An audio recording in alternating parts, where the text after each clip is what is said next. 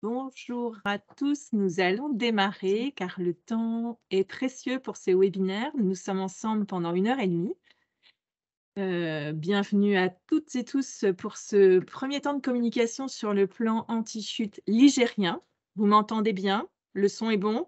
Ok, super. Alors, je me présente, Séverine Thérum, je suis chargée de mission de l'animation territoriale au sein du Gérontopole des Pays de la Loire. Et j'ai eu la chance, de conduire le projet du plan anti-chute ligérien. Ce fut pour moi une formidable, opportunité, de rencontrer de multiples acteurs issus de divers domaines, des hommes, des femmes vraiment engagés dans leur mission. Alors, je vais juste rappeler les bonnes pratiques en webinaire. Alors je vais vous le partager.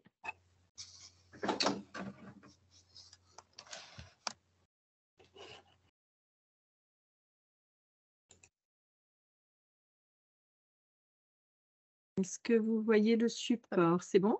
OK. Alors, les bonnes pratiques, en webinaire, donc merci de laisser vos micros coupés afin de garantir le confort des participants et d'éviter les interférences. Vous pouvez bien entendu prendre la parole en levant la main. Sachez que pour les préconisations et actions par axe à la moitié du webinaire, il vous sera donné la possibilité d'intervenir. Vous pouvez intervenir par le biais du chat ou encore, en levant la main. Une petite, note sur le fait que ce temps est enregistré et permettra donc la rediffusion, hein, la diffusion en replay de ce temps de communication sur YouTube et nous vous souhaitons tous un bon webinaire.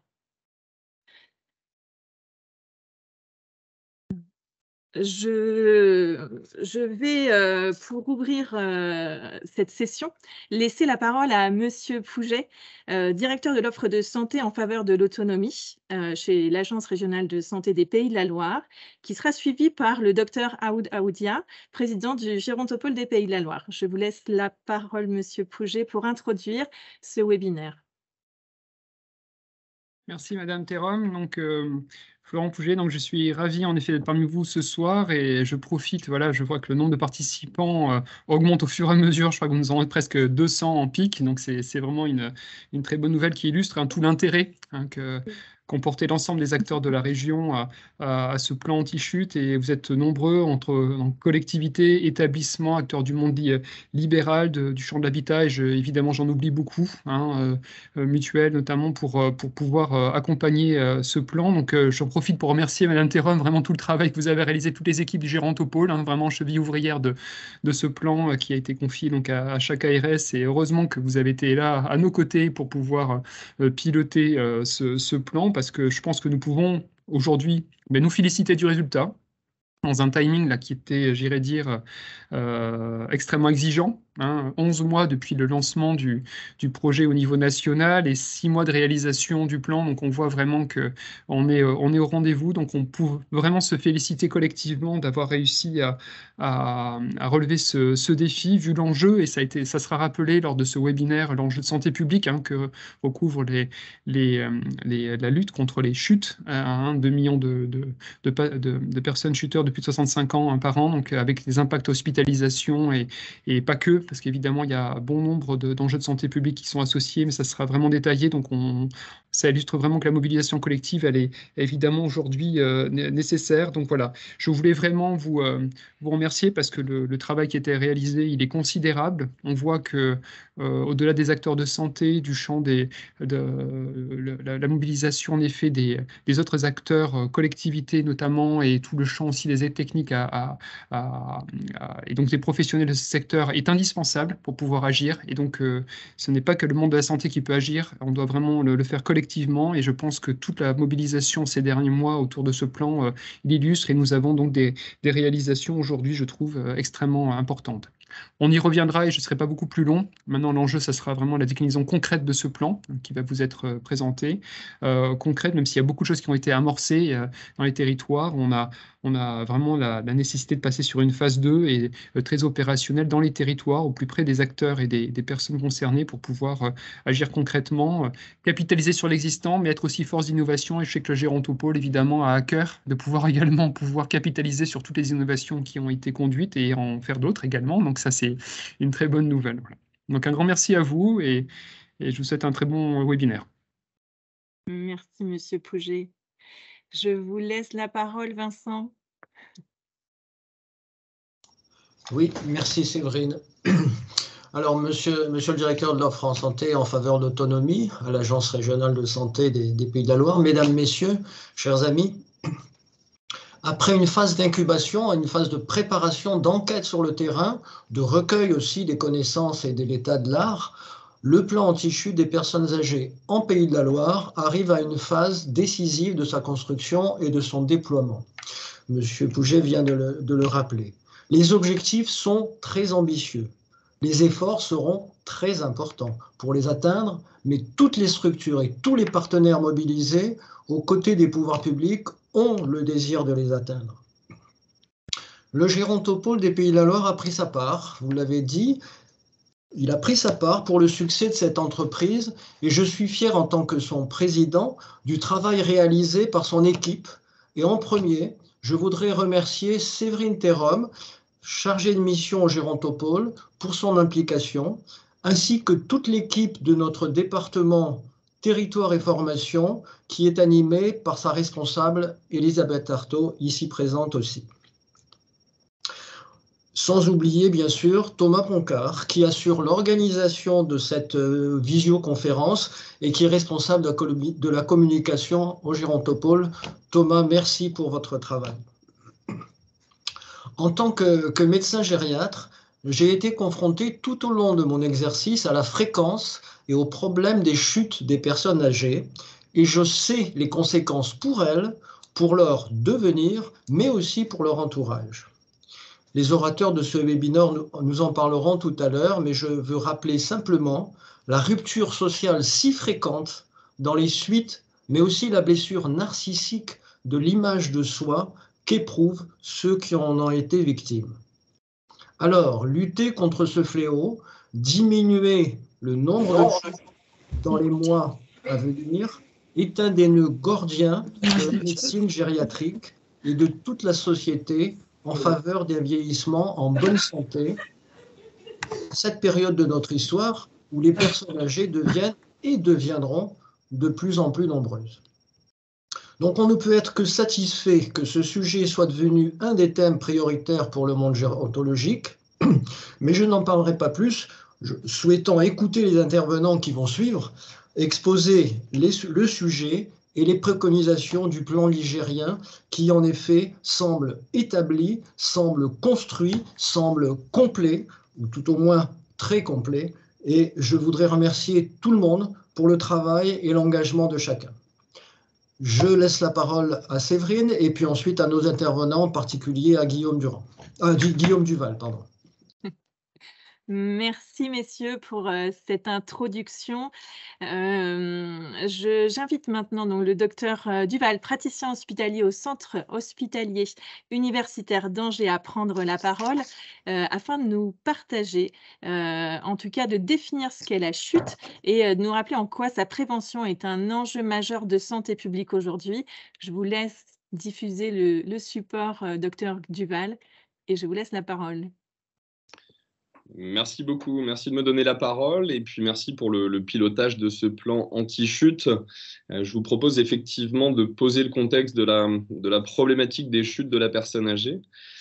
Et malheureusement, le partage de mon diaporama ne fonctionne pas. Et donc, est-ce que vous pourriez le projeter à ma place? Est-ce que c'est quelque chose de possible, s'il vous plaît? Mais bien sûr.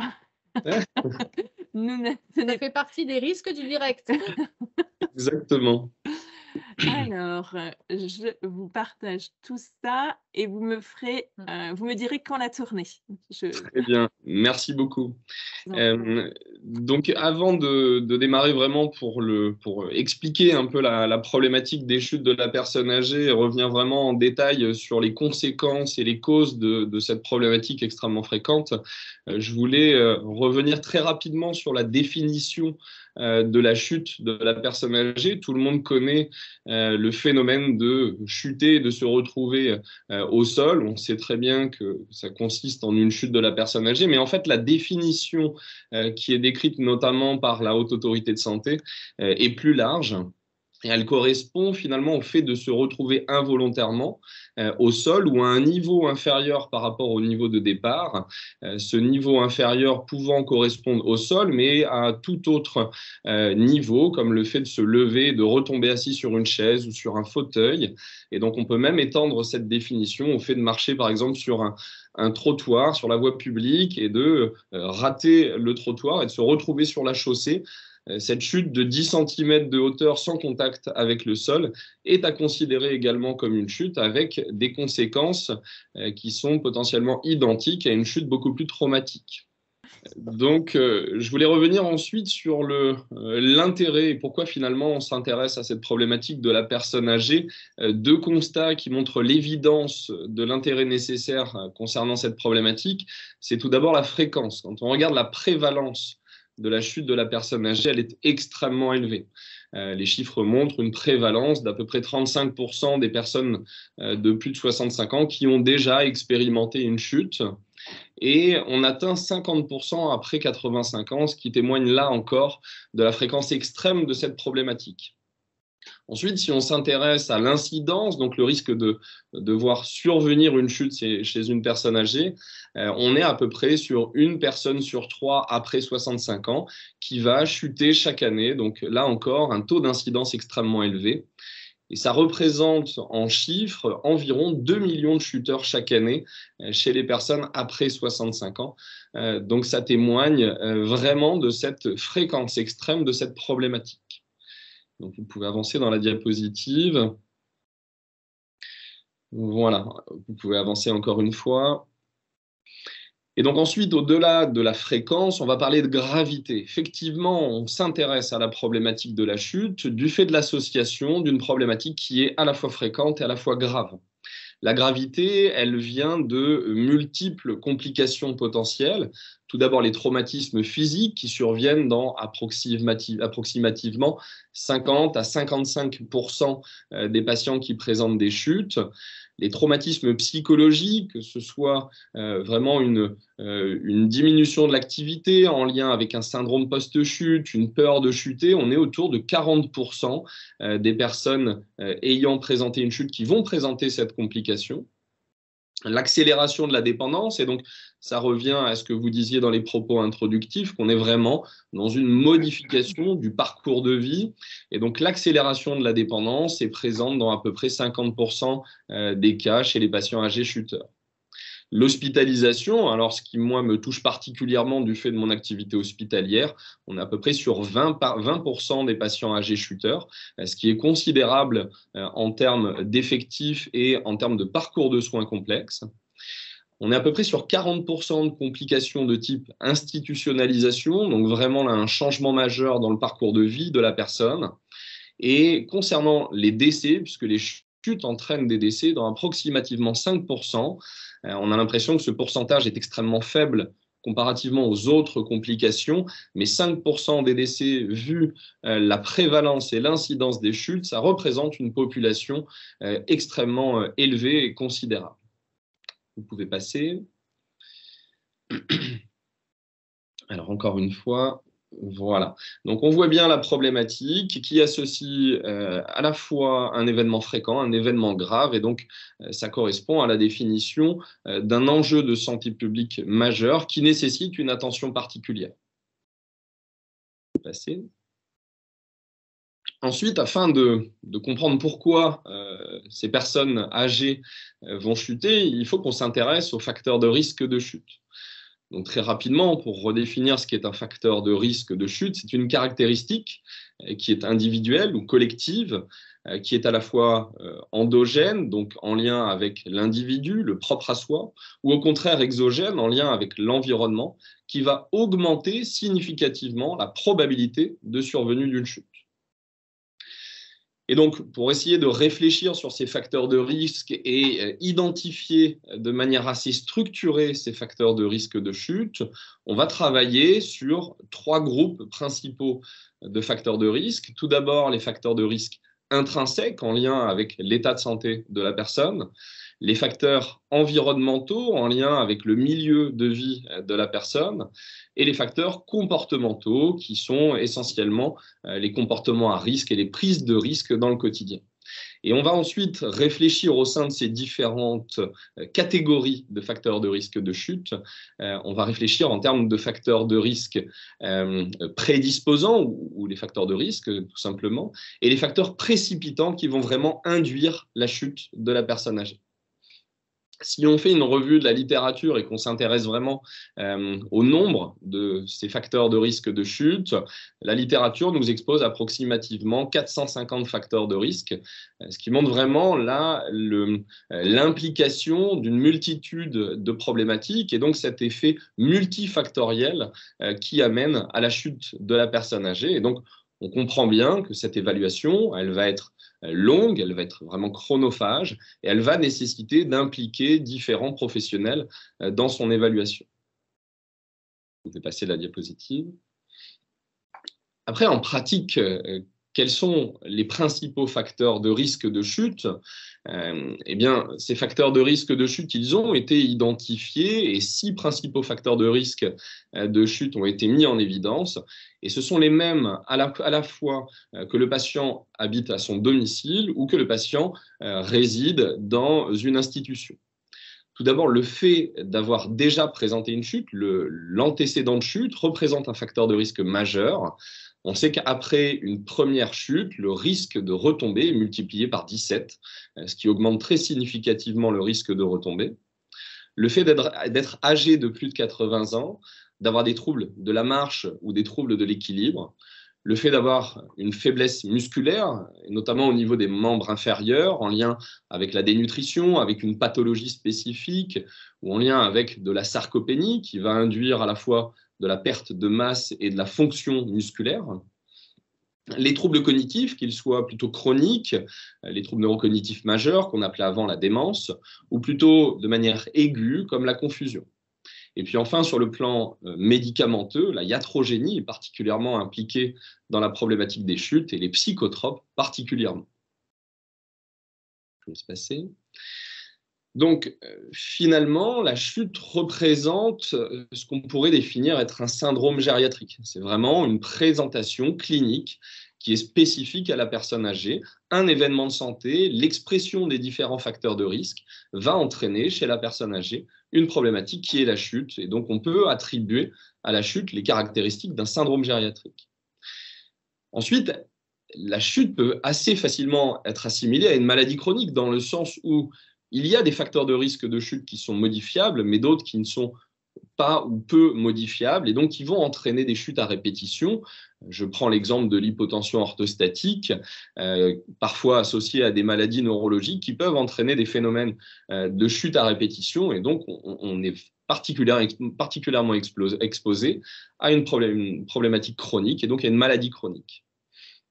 Et donc la chute témoigne de cette problématique complexe, multifactorielle, qui va amener à ce phénomène de chute, qui est un phénomène marquant et majeur dans le parcours de vie d'une personne âgée. Je vous laisse passer la diapositive. Ensuite, une fois qu'on a fait cette étape d'évaluation du patient, de compréhension de la problématique, il est indispensable d'essayer d'agir et d'intervenir et on sait que les interventions pour la prise en charge de la chute sont efficaces et permettent de diminuer le risque de récidive de chute. Néanmoins, certains critères ont été identifiés, notamment dans la littérature scientifique, d'une qualité d'évaluation et de prise en charge permettant d'avoir cette action efficace. Les critères sont essentiellement de proposer une action qui va être personnalisée, c'est-à-dire aller vraiment au plus près des besoins de la personne âgée pour répondre aux différentes problématiques et aux causes qui amènent à la chute. Ensuite, l'évaluation, elle ne doit pas être unique et isolée, elle doit être répétée. Il faut évaluer le patient à un instant T et le réévaluer à un certain rythme pour assurer une pérennité de prise en charge efficace et donc permettre de diminuer ce risque de chute. Et ensuite, évidemment, devant l'aspect multifactoriel, la prise en charge se doit multidisciplinaire.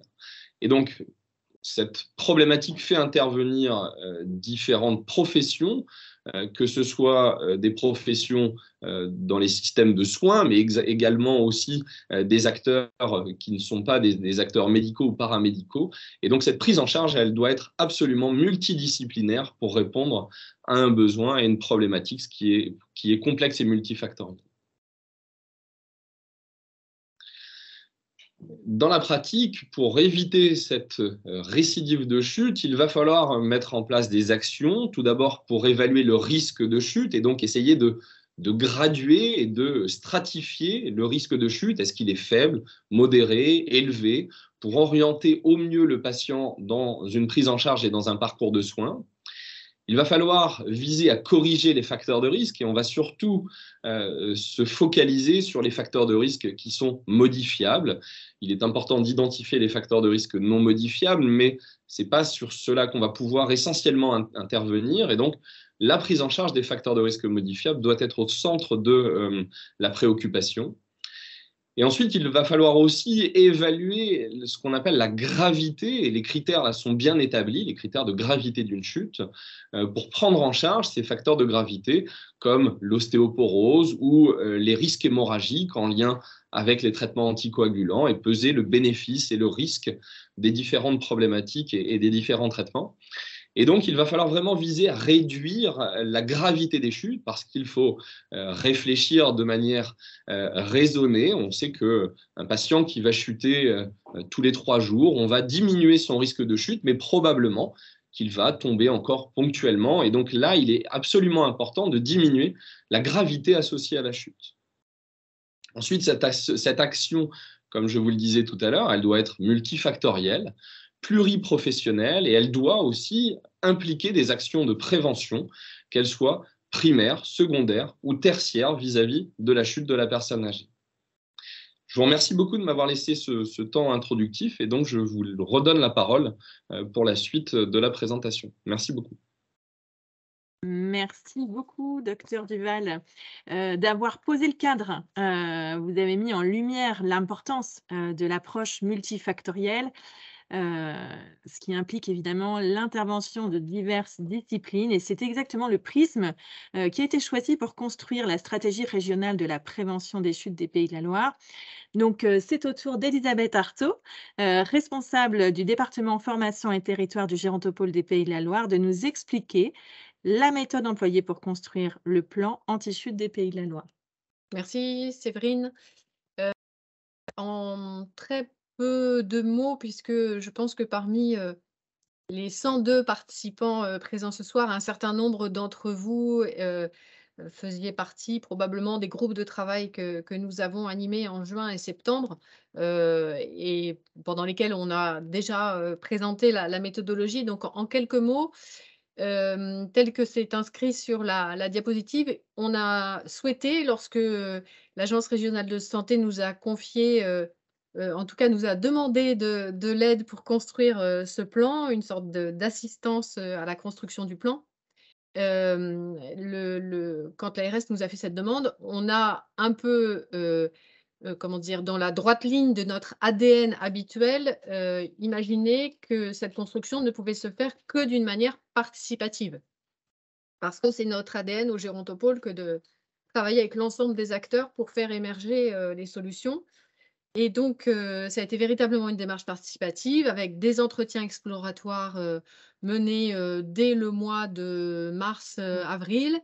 Un comité de pilotage qui s'est mis en place dès le 11 mai, rassemblant à la fois, bien sûr, les conseils départementaux, les conférences des financeurs, les caisses de retraite, les CHU, l'ARS, bien sûr, les SRAE, nutrition, sensorielle. Je vais en oublier et ma liste ne sera pas exhaustive, mais côté bâtiment aussi, l'ADREAL, les fédérations du bâtiment et le club régional des usagers, puisque nous voulons aussi systématiquement, et ça fait aussi partie de notre ADN, inclure les personnes âgées à toutes les modalités de réflexion et de travail pour faire émerger les solutions. Donc, un premier comité de pilotage s'est réuni le 11 mai.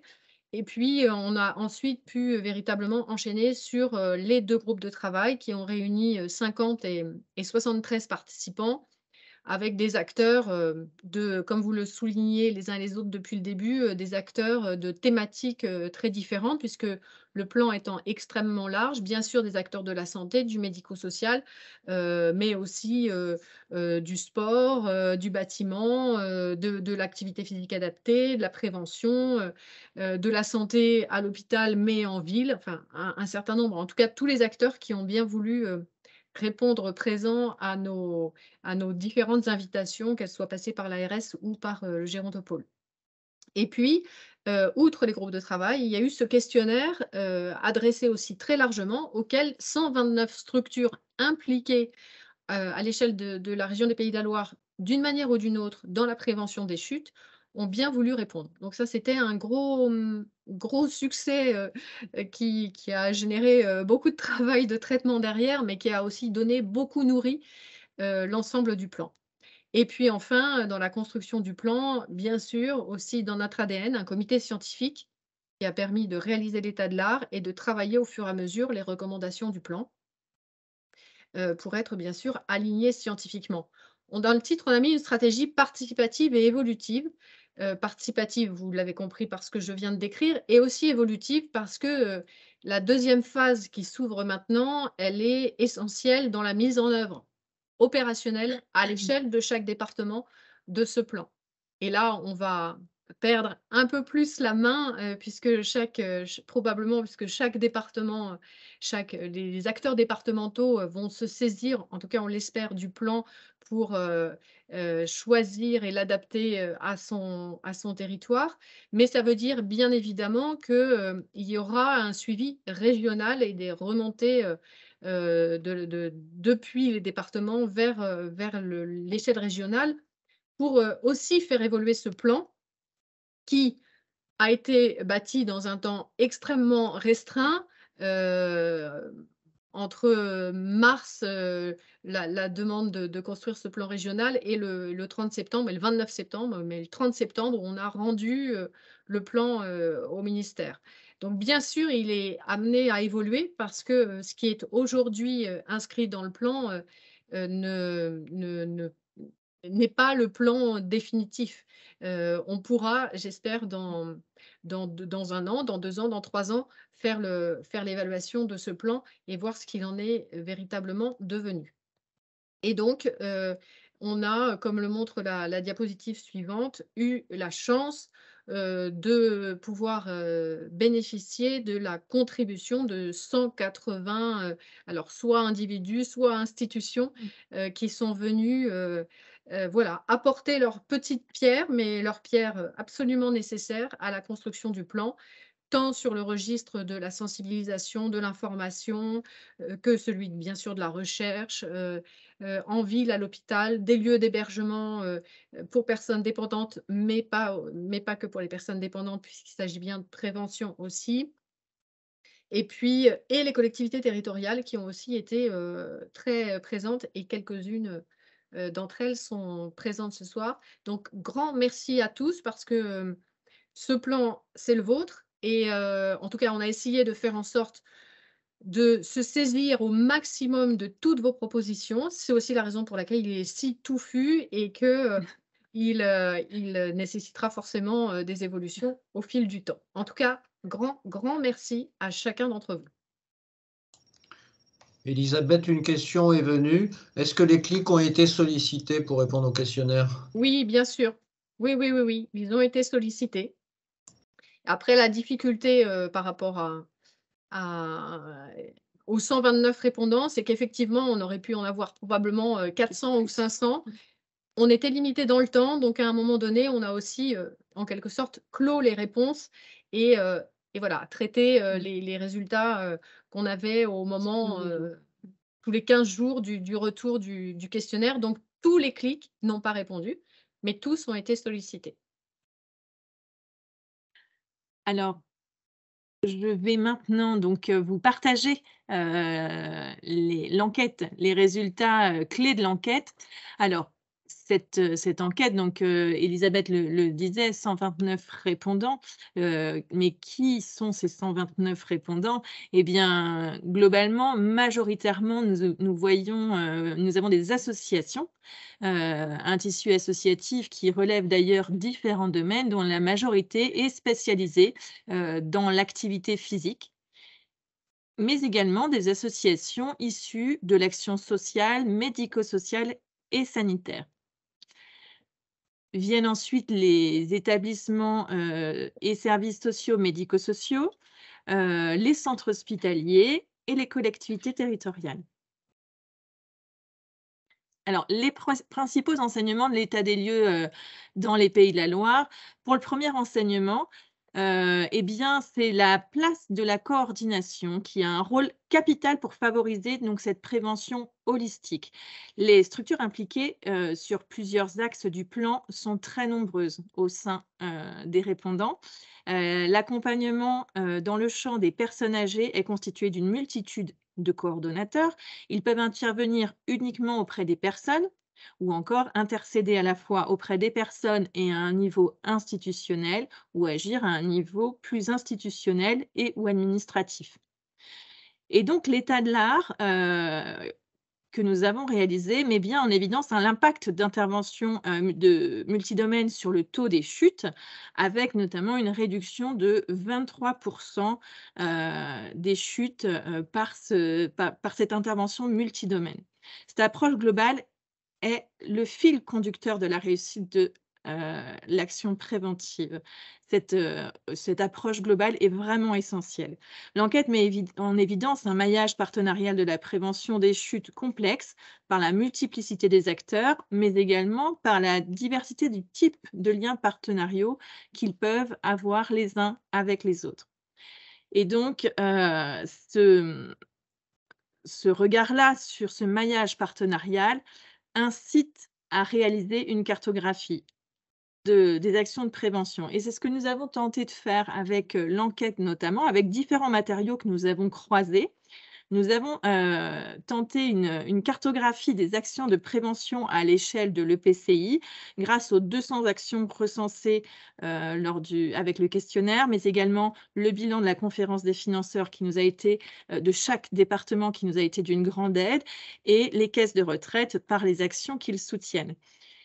Et donc, cette cartographie des actions de prévention, à mon sens, à notre sens, permettrait de guider la stratégie du développement du plan, tant pour les décideurs que pour les financeurs, et faciliterait la coordination vers le bon acteur en fonction des fragilités identifiées.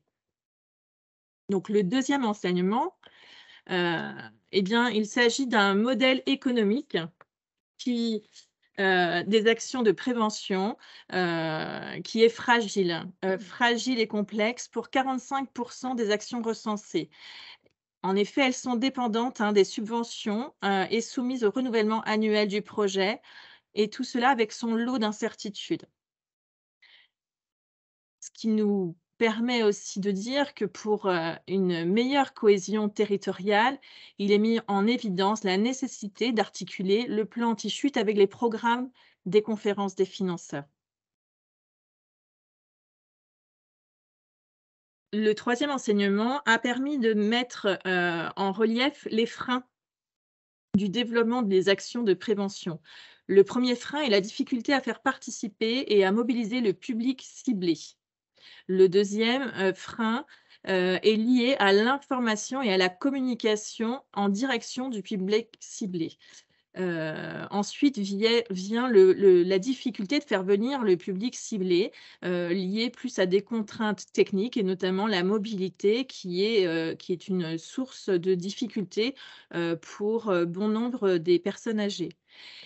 Le manque également de moyens financiers et ou humains pour mener à bien le projet, et nous connaissons bien les contraintes des métiers du sanitaire, social et médico-social que nous traversons actuellement. Le quatrième enseignement nous a permis d'identifier des besoins à destination des des seniors. Et pour illustrer, nous avons nommé la difficulté de diffuser une information de prévention ciblée selon les profils des personnes, leur localité ou encore leur situation. Un autre besoin est celui de l'accès au transport que l'on nommait à l'instant pour se rendre aux ateliers, aux centres de rééducation ou encore les acteurs ont également mis en évidence le manque d'ateliers individuels pour les personnes. L'absence d'offres qui permettant d'aller vers la personne à domicile également a été mis en exergue.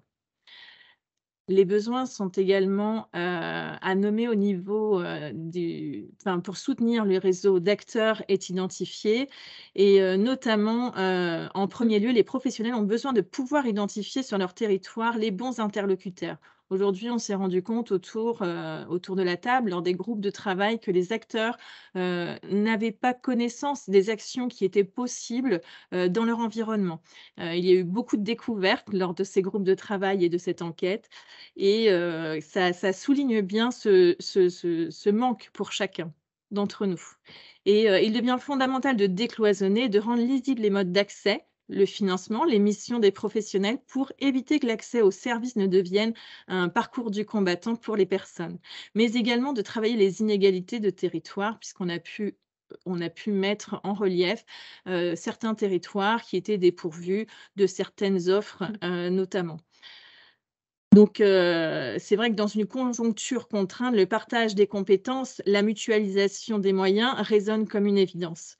De travailler et de sensibiliser également sur les causes de la chute par la formation initiale et continue est également un autre besoin qui avait été identifié par les partenaires.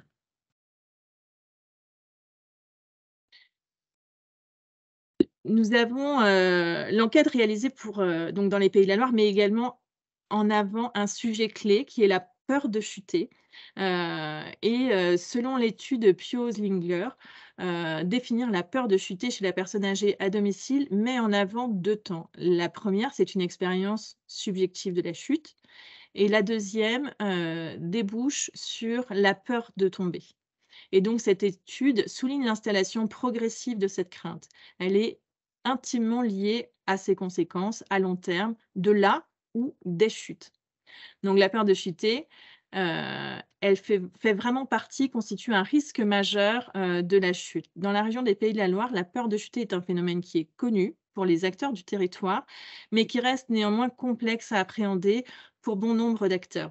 Alors, comment faire pour accompagner les personnes à reprendre confiance en elles?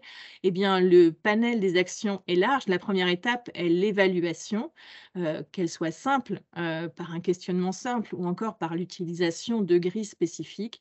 Vient ensuite le temps de la réassurance de la personne qui va passer par de la pédagogie, de la prévention, par le conseil sur l'amélioration de l'habitat notamment, ou encore l'acceptation, l'appropriation des aides techniques, ou encore la pratique de l'activité physique. Donc, voilà ce qu'on pouvait vous présenter aujourd'hui dans ce temps contraint des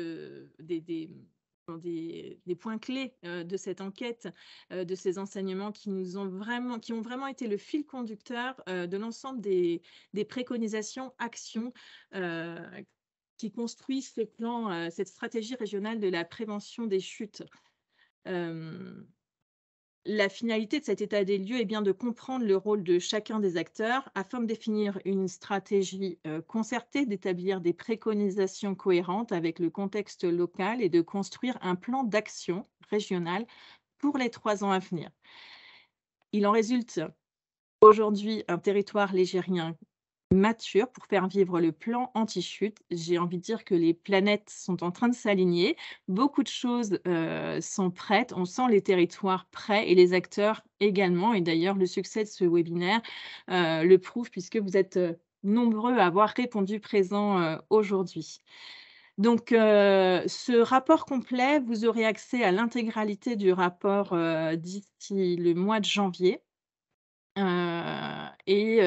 Ainsi que sa synthèse vous seront diffusées dans les 2 premières semaines de janvier. Vous aurez accès à l'intégralité du rapport. Alors, qu'y a-t-il dans ce rapport? Vous allez me demander. Eh bien, le plan anti-chute cible les personnes vivant à domicile. Il cible également leurs aidants, les établissements médico-sociaux et on a pris le parti d'introduire dans ce plan dès le départ, donc les EHPAD notamment. Ça nous semblait vraiment important que le plan puisse cibler l'ensemble des personnes âgées du territoire.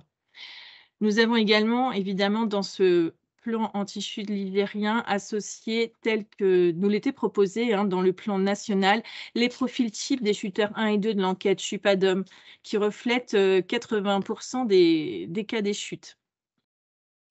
Donc, comment se construit ce plan? Eh bien, il est construit sur 6 axes, donc 48 préconisations et 47 actions vont nous permettre d'ambitionner d'ici 3 ans l'atteinte des 20% de nombre de chutes mortelles ou entraînant une hospitalisation chez la personne de plus de 65 ans en moins. Donc, un objectif qui est ambitieux, mais que nous allons atteindre d'ici 2024. Donc, cette réflexion, ces actions ont été construites, la construction, en tout cas la réflexion qui ont permis ces préconisations et actions a fait émerger 3 niveaux de préconisation-action. Le premier niveau est la préconisation, c'est une préconisation qui est présente sur le territoire ligérien. Elle est à soutenir, elle est à essaimer, elle est inspirante pour d'autres acteurs. Le deuxième niveau, la préconisation n'existe pas. Elle a été phosphorée lors de nos temps de travail ou grâce au questionnaire. Et elle est le fruit donc, de l'ensemble des acteurs du territoire. Elle est à étudier. Le niveau 3, ce sont des préconisations qui vont demander à être étudiées plutôt à l'échelle nationale. Et c'est surtout le cas des actions ayant un lien avec la mise en place des centres de preuve. Avant de pouvoir être saisie à l'échelle régionale. Donc, ces 6 axes, 48 préconisations et 47 actions sont une véritable boîte à outils pour l'ensemble des territoires de la région. Donc, pour aller plus loin, pour comprendre en quoi le plan sera un levier, une véritable boîte à outils pour prévenir la chute en Pays de la Loire.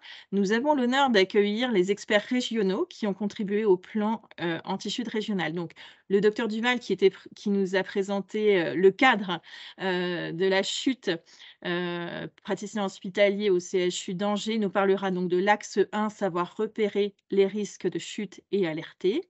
Monsieur Château, PDG fondateur de la Générale des services et de Domus Prévention, interviendra sur l'axe 2, améliorer son logement et sortir en toute sécurité, sur l'axe 3, des aides techniques à la mobilité faites pour tous, et enfin la téléassistance pour tous comme outil de prévention des chutes graves, qui est l'axe 5.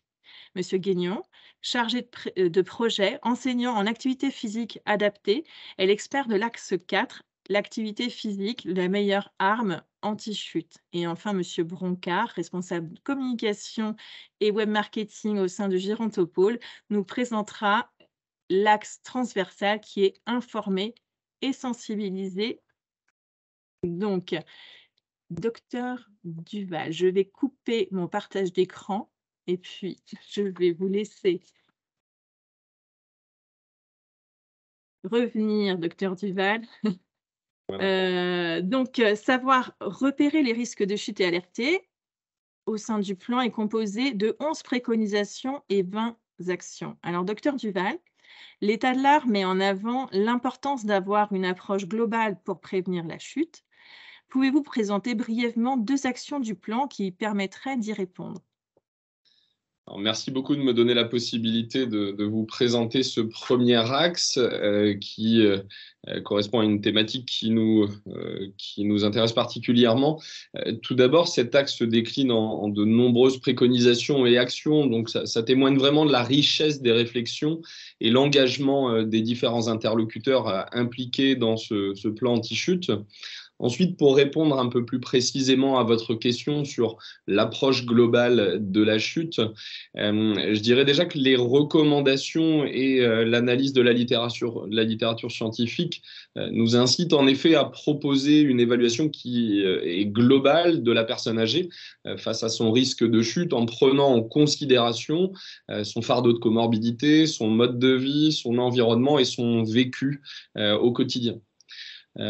Ensuite, pour exposer deux exemples d'actions qui sont ressortis de cet axe 1 du plan anti-chute, je proposerai d'insister sur le programme ICOP qui est proposé par l'Organisation mondiale de la santé et le Gérontopole de Toulouse, qui est un outil d'évaluation multidimensionnelle du déclin fonctionnel et du repérage de la perte d'autonomie. Donc, il montre bien là vraiment l'action et l'approche globale de la chute. Et la mobilité fait partie des 6 domaines évalués par l'outil ICOP et qui montre bien vraiment la nécessité d'évaluer ce domaine du vieillissement.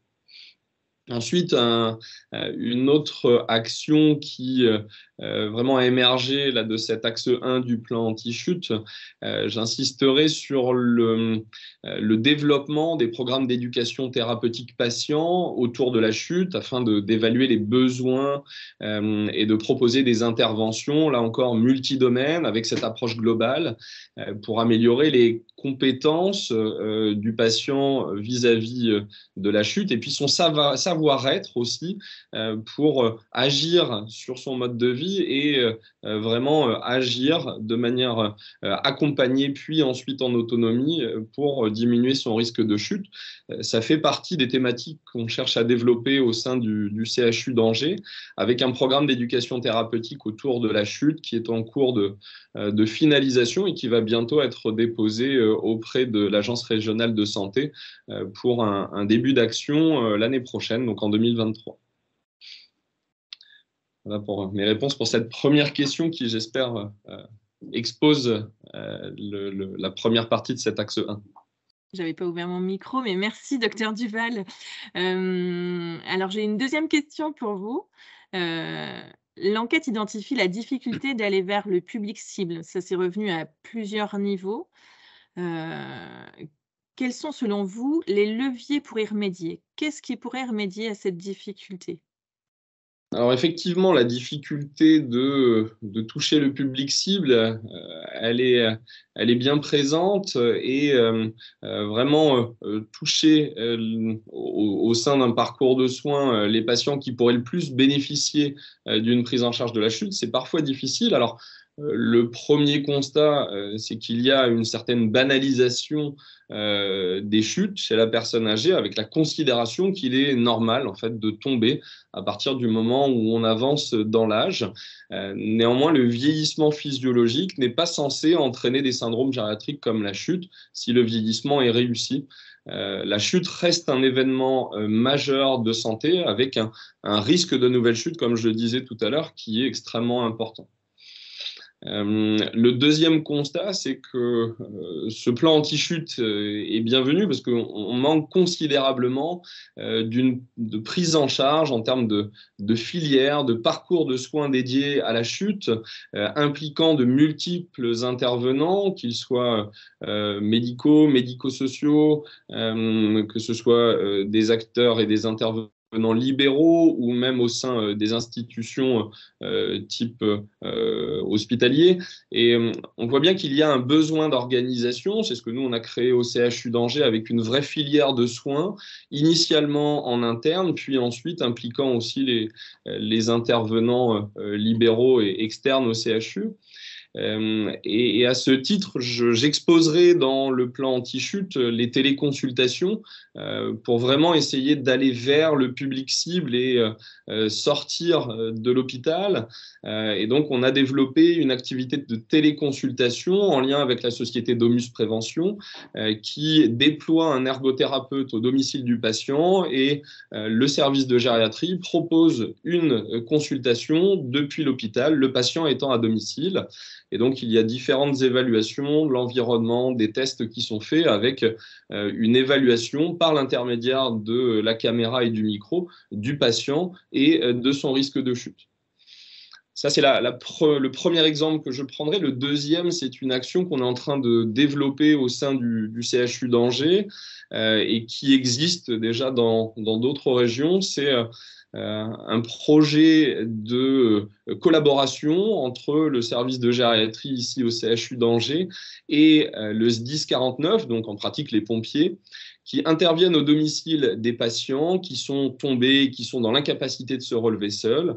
Les pompiers interviennent, relèvent le patient et dans la situation où le patient reste à domicile, il est nécessaire de proposer une évaluation spécialisée dans le sens où cette chute est considérée comme grave du fait de l'impossibilité à se relever seul du sol et doit impliquer et proposer à la suite de cette chute une intervention spécialisée du coup qu'on est en train de mettre en place avec les pompiers pour proposer une intervention, une évaluation qui répondra aux besoins du patient, soit en hospitalisation, en hôpital de jour, en consultation, en téléconsultation.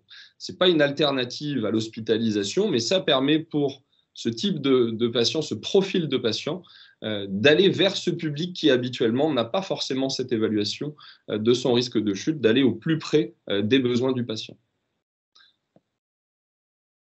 Merci, docteur, pour ces innovations. Je voulais demander à nos auditeurs, profiter de la présence du docteur Duval, si vous aviez des questions sur les... Alors, je ne vois pas le chat, mais si vous avez des questions, c'est le moment de les poser au docteur Duval afin qu'il puisse vous répondre sur le repérage, les actions du repérage.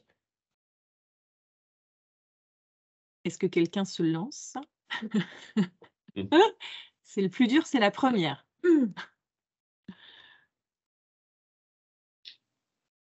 Ah, Il y a quelqu'un? Merci. Allez-y, je vous laisse la main. Bonjour. Bonjour à tous. Alors moi, je suis infirmier libéral. Je travaille sur Guémené Penfao depuis plus de 15 ans et je suis vraiment sur la prévention des risques de chute. Et je suis engagé depuis plus de 10 ans sur ce thème qui me tient à cœur. Donc, merci en tout cas de tout ce que vous avez fait. C'est vraiment intéressant ce que vous avez exposé. Et je suis donc un petit peu perplexe par rapport juste à une chose. Alors, c'est très intéressant pour la collaboration avec le SDIS. Ça, je prends note et on va mettre ça en place. Moi, je pense aussi que les AVS sont au cœur du problème. Elles sont vraiment en contact enfin, on va dire, ils ont un contact important avec les personnes âgées. Elles sont au domicile du patient et ça serait peut-être intéressant aussi de les mettre dans la boucle. Qu'est-ce que vous en pensez? Alors, merci pour cette question qui est tout à fait pertinente et qui vraiment fait partie des enjeux du développement du plan anti-chute dans la réflexion globale où chaque intervenant finalement a, je dirais même la responsabilité en fait de repérer, d'identifier et de proposer finalement une évaluation du risque de chute. Et donc finalement tout acteur médical, médico-social peut être à l'origine d'une alerte. C'est comme ça que je le vois. À mon sens, il y a deux phases. Une phase d'alerte qui peut impliquer tout type d'intervenant, puis ensuite une phase de stratification du risque de chute. Et la réponse apportée sera en fonction de ce niveau de risque de chute. Et c'est vrai que l'intervenant, ou en tout cas les intervenants qui vont être impliqués ensuite pour l'évaluation et la prise en charge, ne seront pas forcément les mêmes en fonction du niveau de risque. Donc, je suis tout à fait d'accord avec vous et je pense qu'il est nécessaire d'impliquer tout à fait ces professionnels dans le repérage et l'alerte du risque de chute. Très bien, merci en tout cas. Merci Monsieur Terre. Merci docteur. Est-ce que vous avez d'autres questions?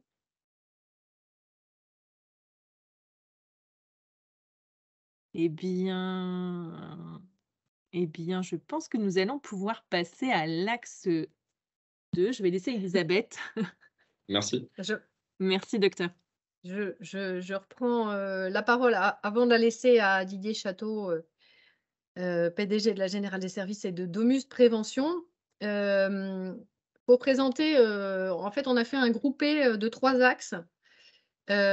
pour 2 raisons. D'abord parce que on avait dit qu'on ferait un webinaire 17h30, 19h et que si on avait voulu déployer tous les axes dans leurs détails, ça ne tenait pas dans le temps imparti. Donc ça, c'est une première contrainte très pratico-pratique. Mais surtout, on a regroupé les axes sur l'amélioration de l'habitat, les aides techniques et la téléassistance parce que c'était des axes plutôt, on va dire, exogènes par rapport à ce que présentait le docteur Duval en introduction et que voilà, il nous semblait qu'il y avait une certaine cohérence à les regrouper. Pour ces axes-là, alors pour l'axe amélioration de l'habitat, il y a quand même 8 préconisations qui vont pour vous dire très rapidement, qui vont de la question du diagnostic par un ergothérapeute à les compétences des professionnels du bâtiment à améliorer et adapter le logement au vieillissement. Donc, c'est très, très large, mais aussi à la sensibilisation, mobilisation des personnes âgées pour qu'elles se mettent dans une démarche de réflexion par rapport à leur lieu d'habitation. Donc voilà, 8 préconisations qui balayent vraiment très, très large sur l'amélioration de l'habitat.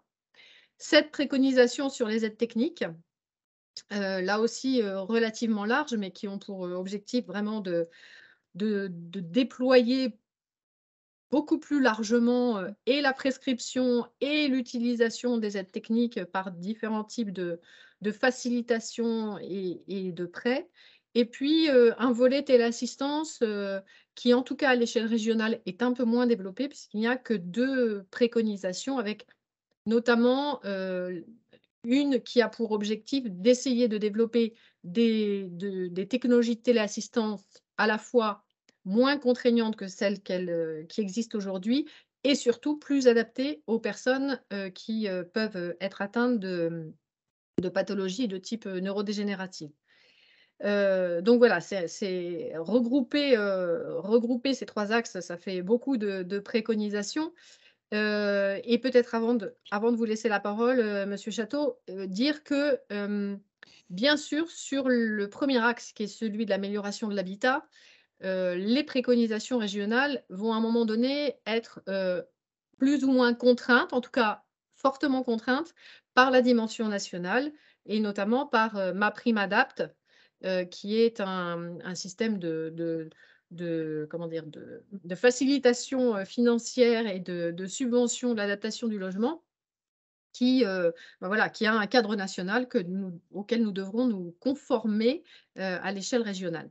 Néanmoins, pour l'instant, ce cadre n'est pas complètement défini, il est en cours de définition. Donc, dans l'attente, on s'est permis de proposer quand même des préconisations régionales. Et de toute façon, je pense qu'une grande partie de nos préconisations ne sont pas en contradiction avec les propositions nationales. Je vais me taire. Monsieur Château, on a, alors peut-être pour faire si ça ne vous ennuie pas, pour faire le lien aussi avec ce qui vient d'être dit et l'interpellation sur le rôle des auxiliaires de vie sociale ou des aides à domicile, tant sur l'adaptation du logement que sur les aides techniques, l'état des lieux a vraiment mis en évidence l'importance du rôle de l'ensemble des professionnels du domicile. Et du coup, selon vous, de quels professionnels parle-t-on et quels sont les leviers pour sensibiliser aussi ces acteurs clés au fait qu'ils ont un rôle dans l'adaptation potentielle du domicile, dans l'accès aux aides techniques? Bonjour à tous et à toutes, merci de l'invitation. En préambule très rapide, je voulais dire qu'au-delà en tant qu'élu CCI région, et je suis président du comité de pilotage de l'offre Silver en région, mais je suis aussi vice-président de la filière nationale. Et vous dire que la région Pays de Loire est très en avance, a vraiment une capacité à fédérer, à travailler ensemble. C'est pas un hasard si l'ARS et le ministère des Solidarités et de la Santé a confié des missions de haut niveau. Donc, considérez bien que cette capacité à travailler ensemble, c'est une chance et ça nous donne une légitimité, une visibilité au niveau national. Et Gérontopole est bien sûr au devant de cette réussite. Donc, je voulais le signaler puisque au niveau national, nos travaux sont vus et reconnus. D'ailleurs, la prime ADAP, ma prime ADAP, je travaille au niveau des différents groupes de travail.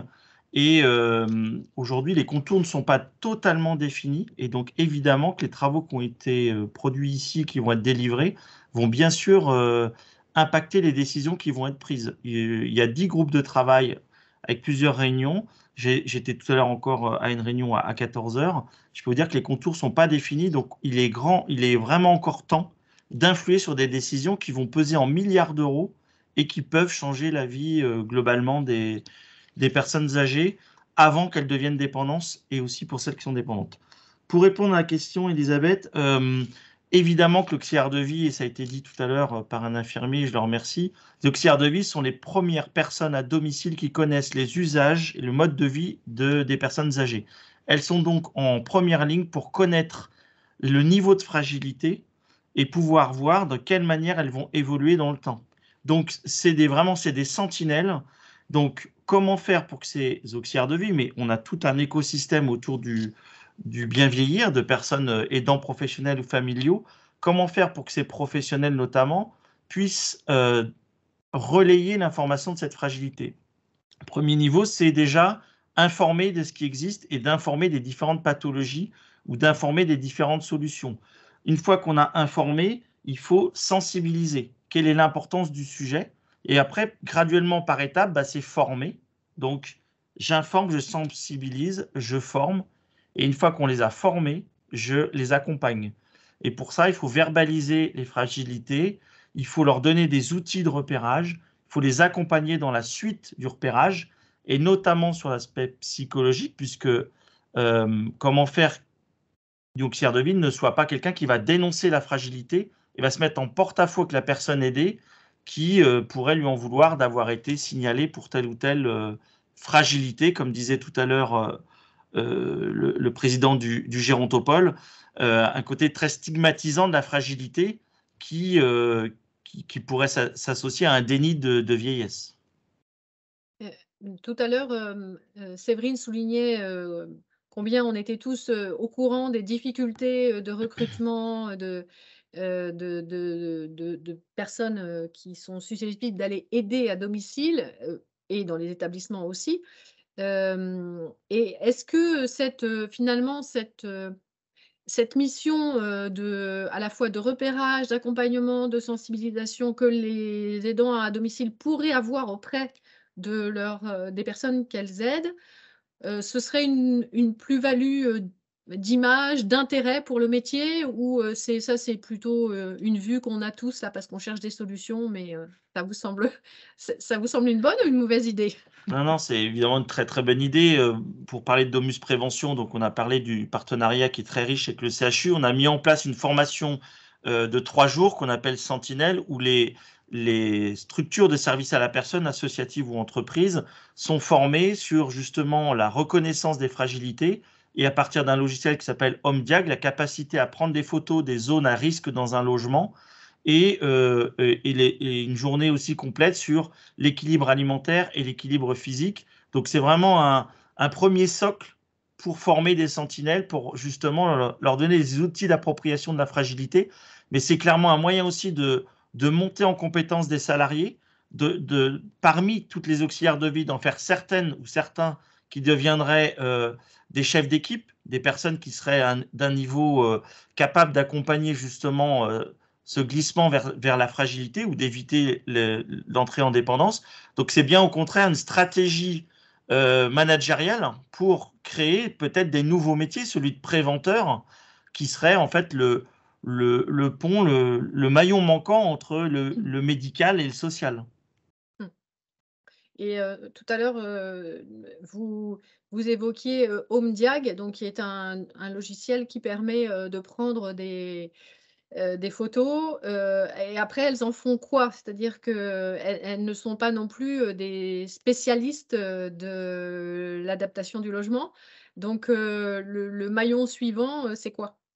Le maillon suivant, c'est déjà la personne elle-même âgée, qui vraiment, quand elle voit les photos de ses vraies pièces et de son lieu de vie, va prendre les préconisations qui sont indiquées dans le rapport, qui est extrêmement simple, lisible et partagé par tous. Hein. Il a été édité par un comité scientifique et médical avec des algorithmes qui ont été développés par l'unité de mathématiques appliquées, l'IMA d'Angers. Et donc, ce rapport, il a pour objectif déjà de poser les choses. C'est-à-dire, on n'est plus simplement dans la verbalisation du ce fil est dangereux ou votre pièce, vous avez dû glisser sur une marche. C'est comment, à un moment donné, on pose les choses et on discute autour de cela. Le rapport, il est à destination de la personne âgée elle-même, des aidants professionnels et familiaux et de tout l'écosystème médical qui gravite autour. Bien sûr qu'ensuite, en fonction de la fragilité repérée, il faudra flécher vers tel ergothérapeute, vers tel kinésithérapeute, tel professionnel de la santé qui va prendre le relais, étant donné que l'auxiliaire de vie ne peut pas aller plus loin déjà que le repérer les risques, étant donné qu'elle a aussi un travail, elle, d'aide humaine, bien sûr, à réaliser. Alors, je me doutais que cette réponse susciterait des commentaires et effectivement, Madame Makoviak, qui est ergothérapeute et chargée de mission, dit qu'il y a des compétences propres à l'ergothérapeute qui ne sont pas celles d'une auxiliaire de vie, et c'est ce que vous confirmez, Monsieur Château. Et pour peut-être rassurer Madame Makoviak, effectivement, la première préconisation de l'axe sur l'amélioration de l'habitat, c'est le diagnostic d'ergothérapie pour une adaptation du logement qui soit la plus adaptée à la situation de la personne. Donc, on l'a bien remis en avant et c'est aussi ce qu'on espère voir privilégié dans ma prime adapt. Pour comprendre, hein, Domus Prévention, qui est une entreprise aussi que j'ai créée il y a 8 ans, c'est 400 ergothérapeutes en France. Je ne veux absolument pas retirer le travail des ergothérapeutes, qui est un travail bien spécifique, qui est régi par un diplôme d'État, et en plus qui sont mis en avant dans la prime ADAP, qui va, normalement, le rapport d'ergo va être obligatoire pour un financement public, et tant mieux. C'est un vrai tiers de confiance qui va contrôler l'argent public. Hein, donc ça, c'est vraiment, pour moi, un généraliste dans l'analyse des fragilités.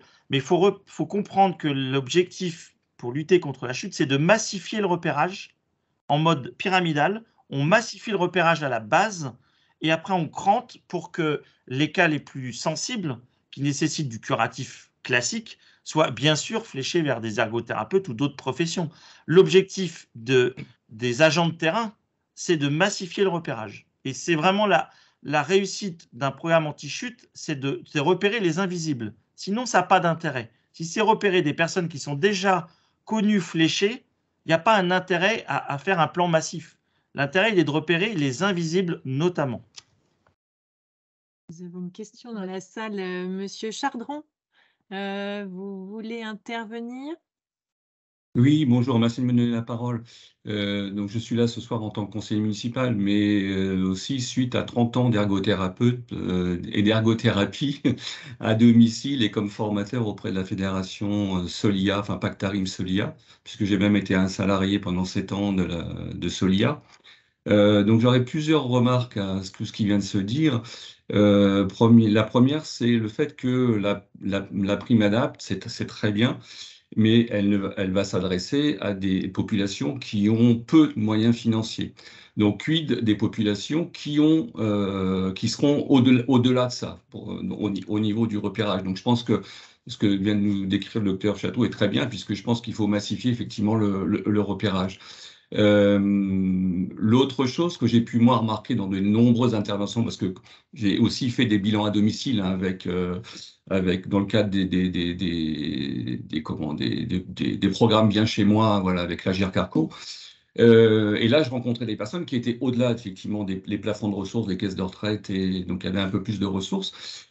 Ce qui leur manquait aussi énormément, au-delà du bilan hein, et des préconisations faites, c'est l'accompagnement à la mise en œuvre des préconisations. Elles étaient paumées. Qui allait voir? Alors, il y a un premier niveau d'intervention, c'est la formation des artisans, ça c'est clair. Hein. Le réseau Solia fait ce genre de choses, mais pas seulement. Le réseau Solia intervient auprès de personnes qui ont aussi des possibilités d'aide financière, que ce soit l'ANA, que ce soit les caisses de retraite, enfin voilà, différentes possibilités. Pour moi, il manque un échelon qui n'existe pas dans cet accompagnement au-delà de la prévention, du préventeur, c'est l'accompagnement. On fait pas de maîtrise d'œuvre pour 2 000 euros, 3 000 euros, 4 000 euros, 5 000 euros de travaux, ça coûterait trop cher. Mais n'empêche qu'il manque il manque un échelon d'accompagnement à la bonne mise en œuvre des préconisations. Enfin, à mon avis, hein, voilà, donc à mon humble avis. Et l'autre question que j'avais à Madame Marteau, c'était par rapport à toutes les personnes qui ont répondu. Est-ce qu'on en parlait tout à l'heure, est-ce que les clics ont participé ou autres? Mais pour moi, il y a un opérateur hyper important dans le repérage et dans la capacité aussi de faire des bilans, c'est les CICAT. On a un CICAT régional qui est basé au Mans, dont l'intervention d'ergothérapeute est gratuite à domicile, et je pense qu'elle est très peu connue. Enfin, ces possibilités-là auprès du public. Enfin, moi, j'en parle régulièrement autour de moi, puisqu'on vient me voir à droite à gauche. Mais t'aurais pas une idée sur telle situation? Mais je dis, mais il y a le CICAT, et on a la chance d'avoir un CICAT, entre autres sur le Mans, qui fait ça, et je sais que c'est pas partout, quoi. Voilà. Alors, on a les CICAT, le CICAT des Pays de la Loire a participé, le CREAT au niveau de Nantes, le CENTIC pour la partie Maine-et-Loire. Donc, on a eu ces acteurs-là qui ont effectivement participé. Et ça fait partie des acteurs vers lesquels, à un moment donné, il faut pouvoir renvoyer les personnes qu'on aurait repérées pour qu'il y ait vraiment une meilleure compréhension de vers quelle aide technique, par exemple, je dois aller, comment je vais pouvoir l'acquérir ou la louer, enfin bon, etc. Et oui, ils sont essentiels.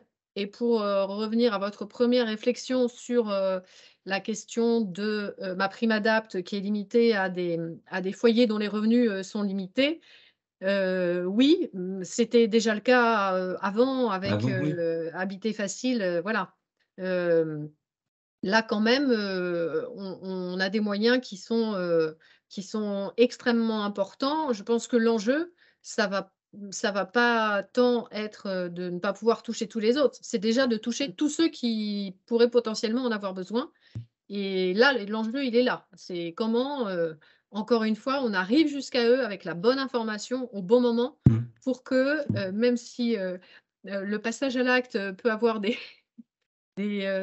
consonances curieuses, mais l'idée, c'est comment, à un moment donné, je décide de faire des travaux dans mon logement, si le logement dans lequel je vis actuellement est vraiment le bon logement dans lequel je dois vieillir demain. Et donc, il y a eu pardon. Non, allez-y, pardon. Il y a un certain nombre de commentaires aussi dans la conversation. Donc, je voulais reprendre juste, peut-être pas tous, parce que sinon on va déborder. Effectivement, il y a le dispositif Bien vieillir chez moi pour les 75 ans qui permet d'avoir un diagnostic d'ergo gratuit. Ça, on l'a bien remis. J'en profite, Elisabeth. Oui. Il y avait un reste à charge de 15 €. Il passe gratuit à partir du 1er janvier. Et avec une reconduction du dispositif, puisqu'il y a eu un appel d'offres, et il aurait pu être remis en cause. Et en fait, Agir Carco, au contraire, renforce le dispositif. Elisabeth, je voulais juste, s'il me permet, et puis après je m'arrête, c'était l'échelon conseiller municipal, c'est comment aussi, parce que j'ai commencé moi, dans ma commune à faire une enquête auprès d'une population de plus de 75 ans, dans le cadre du CCAS, comment aussi l'échelon de la commune peut être un interlocuteur aussi dans ce repérage. Voilà. Oui. Voilà. Voilà. Ouais, absolument. Il y a une des actions, alors je ne saurais plus la nommer exactement, mais qui évoque le fait que finalement, dans chaque plan d'action géronto à l'échelle soit de chaque EPCI, soit de chaque commune, et il faudrait absolument qu'il y ait une partie plan anti-chute qui soit incluse, parce qu'effectivement, les collectivités locales et les élus et agents des collectivités sont les premiers aussi à pouvoir recevoir des questions ou être au courant de situations, et qu'ils sont des maillons, là aussi, essentiels de l'information, de la transformation de l'information. Et alors là, on est en train d'accompagner un territoire sur lequel la formation des agents des collectivités locales, donc des agents d'accueil de mairie, pour faire vite, et des élus est une des actions qui sera intégrée au plan pour être sûr qu'ils soient les bons vecteurs. Monsieur Château, est-ce que vous souhaitiez ajouter quelque chose sur ces axes 2, 3, 5 ou alors Ouais. nous allons passer à l'axe 4? Alors, on n'a pas parlé d'assistance encore, c'est ça? Alors, allez-y, parce que Non, mais comme on juste- n'avait que 2 précos, allez-y. Ok, juste dire 2 mots. Hein. Aujourd'hui, moins de 10% des 75 ans à domicile sont équipés. Donc, le chiffre est extrêmement bas. On est un des chiffres européens les plus bas. Ça veut dire moins de 600 000 personnes équipées. Ce retard, il s'explique notamment par le côté de stigmatisation du vieillissement par le fait d'être équipé. Et donc, il y a tout un travail autour de la personne et avant la chute, parce que souvent, 9 fois sur 10, quand c'est pas 10 fois sur 10, on équipe la personne une fois qu'elle a déjà chuté. Et les chiffres ont été dits tout à l'heure par le docteur Duval, ils sont clairement effrayants, mais en gros, une personne qui a déjà chuté a très très forte chance de rechuter, surtout après un certain âge, notamment 80 ans. Et donc, les téléassisteurs doivent être vraiment mis au cœur des dispositifs, parce que ce sont les premiers à repérer les fragilités, même si c'est au-delà des fois. Et aujourd'hui, le taux d'équipement est faible. Donc, voilà, on a 2 sujets. Qu'est-ce qu'on fait une fois que la personne a chuté et qu'elle a déclenché sa téléassistance? Qu'est-ce qu'on fait de cette information? Aujourd'hui, juridiquement, ils n'ont pas le droit de traiter l'information. C'est ce qu'on a regardé avec les différentes fédérations. Et deuxièmement, pourquoi le taux et comment faire pour que le taux d'équipement progresse fortement en France et en Pays de Loire, évidemment. Merci, Monsieur Château. Merci beaucoup. Vincent, vous aviez une question? Oui, c'est juste un commentaire pour compléter de ce que vient de dire Didier. Je pense qu'il faut que nous, les uns et les autres, on abandonne la notion de bien vieillir. Parce que c'est comme la bouteille à moitié vide ou à moitié pleine. On préfère celle qui est à moitié pleine que celle qui est à moitié vide. Alors pourquoi je dis ça? Parce que bien vieillir, c'est aller vers la fin de la vie. Et moi, j'aimerais mieux qu'on prenne l'habitude de parler de vieillir et vivre en bonne santé et en autonomie. Parce que quand on dit ça, ça veut dire que derrière, on parle de l'avenir en bonne santé et en autonomie, plutôt que l'avenir, c'est vieillir. Alors, c'est de la sémantique, peut-être, mais je crois que ça pourrait aider les gens à accepter.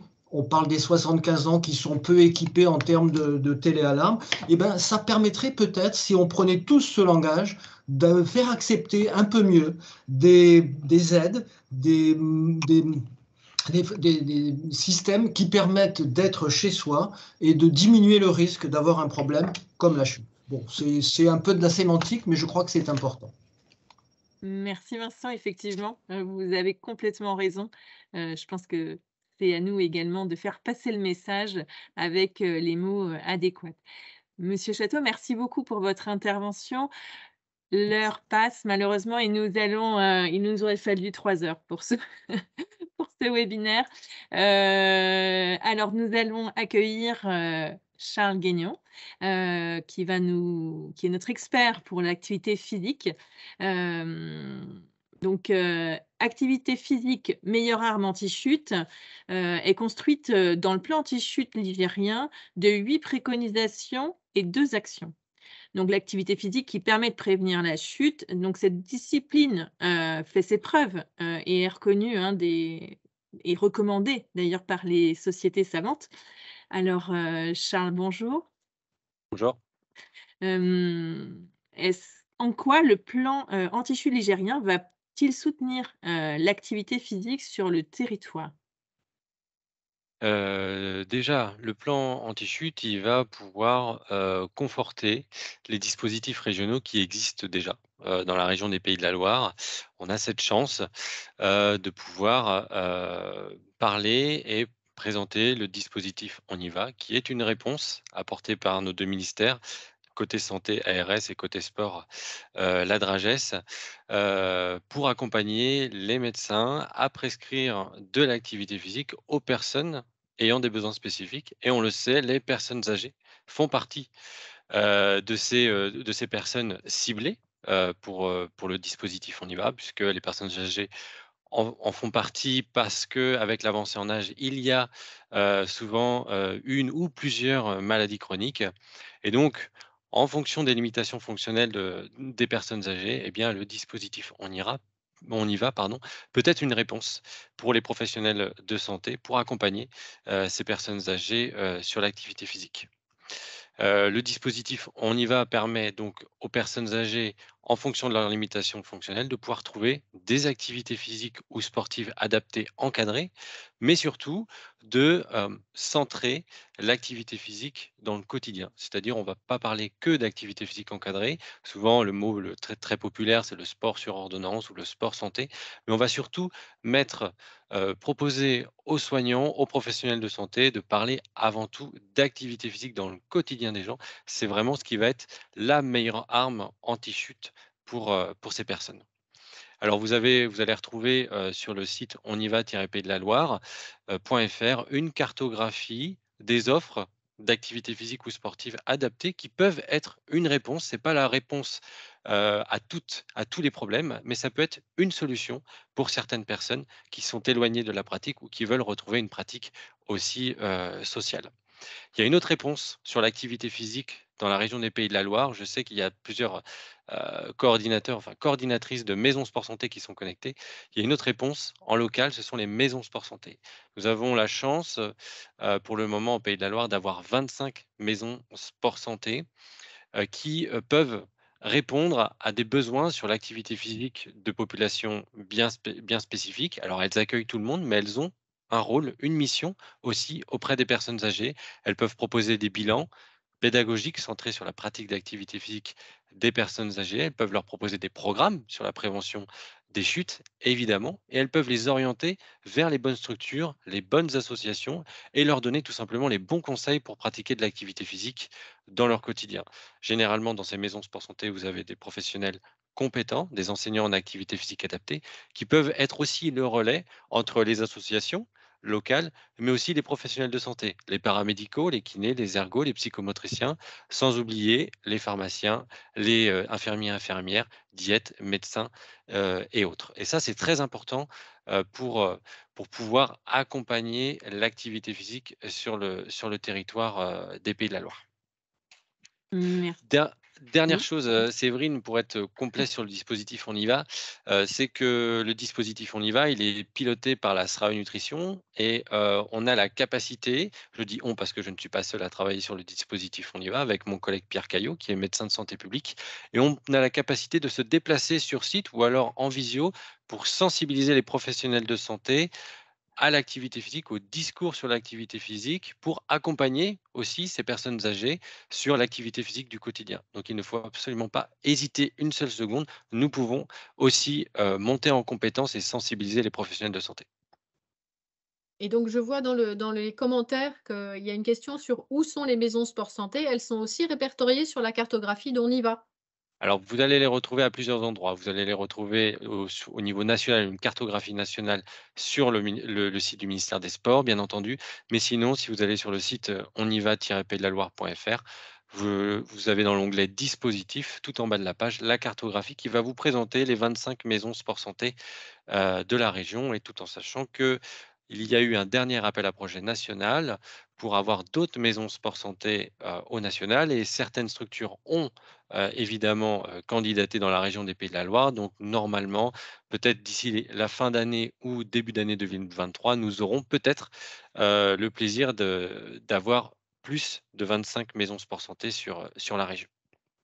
Une bonne nouvelle, merci Charles. Concernant les EHPAD, est-ce que les EHPAD ont un rôle à jouer dans la diffusion de cette pratique? Est-ce qu'elles peuvent être moteurs ou est-ce qu'elles peuvent être lieu d'expertise pour diffuser la pratique? Puisqu'on sait pertinemment que sur nos territoires, globalement, par commune, nous avons un EHPAD, ce qui permet la proximité des personnes, des habitants de ces communes. Donc, quel est le rôle de l'EHPAD dans la diffusion de cette pratique? Alors, les EHPAD, bien entendu, ont un rôle à jouer sur l'activité physique régulière des personnes âgées pour deux raisons. Premièrement, elles ont un rôle sur les personnes qu'elles accueillent. au sein des résidences, mais aussi sur les proches, les aidants. Malgré que le contexte des soignants en EHPAD est compliqué par un manque de personnel, souvent, les EHPAD, on l'oublie parfois, ce sont quand même des lieux de vie, donc des lieux où l'on bouge, seul ou accompagné.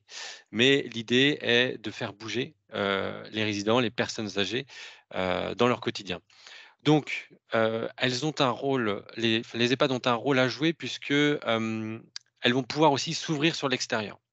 Proposer des activités physiques aux résidents, mais aussi proposer des activités physiques aux personnes qui ne résident pas dans les EHPAD, mais qui seraient intéressées pour pouvoir pratiquer une pratique d'activité physique avec une visée de prévention des chutes, par exemple, mais aussi avec une visée sociale, tout simplement un partage. Donc ça, c'est très intéressant de faire rentrer aussi l'activité physique par ce volet-là, l'ouverture des EHPAD aux personnes qui n'y résident pas. Et puis, la deuxième raison pour les EHPAD de se préoccuper de l'activité physique des résidents, c'est aussi que, il faut voir, dans les proches qui viennent rendre visite aux personnes âgées, qu'ils sont, une aide précieuse pour, mettre en mouvement, les personnes, au sein des résidences, tout simplement parce que, l'activité physique, celle la plus simple peut-être à mettre en place, tous les jours, mais qui se perd, rapidement avec l'avancée en âge dès lors qu'on est, en EHPAD, eh bien, c'est la marche. Et donc, la mission principale aussi, qu'il faut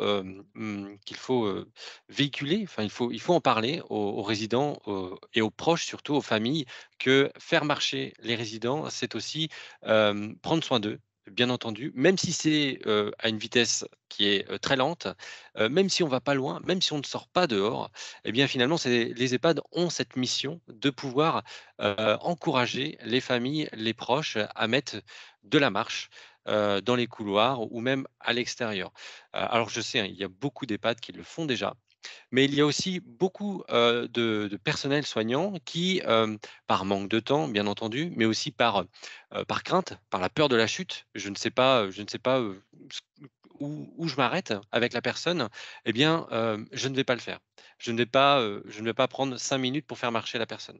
Eh bien, ça aussi, on peut, au sein de la Sera Nutrition, on peut aider les équipes, au sein des EHPAD à, comprendre ce qu'est l'activité physique, le déplacement, l'activité physique du quotidien, même pour une personne âgée, c'est très important et savoir tout simplement guider la personne sur l'activité physique, même quand on a peu de temps.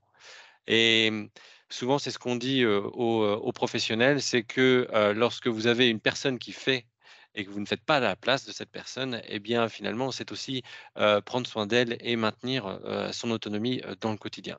Donc là est la force des EHPAD sur l'activité physique. Merci. Donc la simplicité, dans l'activité physique, c'est pas forcément, des choses très complexes à mettre en œuvre. Je voulais demander aux auditeurs, s'il y a des questions? Est-ce que vous souhaitez intervenir? Oui, bonjour. Bonjour. Je suis Léa Belloc, je représente le Lab Sport, qui est une maison sport santé située à Saint-Nazaire. Et moi, j'avais des questions plutôt pratico-pratiques, donc plutôt de terrain. En fait, on a une problématique effectivement donc, concernant le public vieillissant. On a une problématique donc, d'accès aux soins, comme ça avait pu être évoqué, et surtout de freins financiers. Pour des personnes qui sont vraiment à risque de chute, on aimerait pouvoir les rediriger vers une diététicienne ou un ergothérapeute, etc. Sauf que effectivement, la question des finances, des moyens en tout cas financiers de la personne, reste un gros frein. Et en fait, même au sein de la famille, on n'a pas toujours le bon interlocuteur. Ça dépend du contexte aussi familial. Et donc, je voulais savoir si, pour le plan justement anti-chute, est-ce qu'il y avait des solutions qui étaient proposées? Est-ce que, il y avait des possibilités d'interagir en tout cas avec, on est plus de 100 acteurs, sur la région. Comment ça allait se passer très concrètement? Est-ce qu'il y avait des dispositifs, voilà, qui allaient se mettre en place? qui répond. Aujourd'hui, on n'a pas forcément toutes les réponses. En tout cas, aujourd'hui, on n'est pas en mesure d'apporter ces réponses. Donc, je ne sais pas si Madame Péribois, Oui, c'est ça. Vous m'entendez? merci. Oui, oui, très bien, Oui. merci. Oui, j'étais en train de mettre mon micro. Oui, c'était effectivement une excellente question pour que ce plan anti-chute ne reste pas sur une page, mais vive et se décline dans les territoires au plus près des acteurs. Et donc, c'est pour ça que l'objectif aujourd'hui, c'était bien de vous présenter le plan anti-chute et tout, et de faire des focus sur certaines actions. Mais nous n'allons pas nous en arrêter là, à savoir à la rédaction du plan.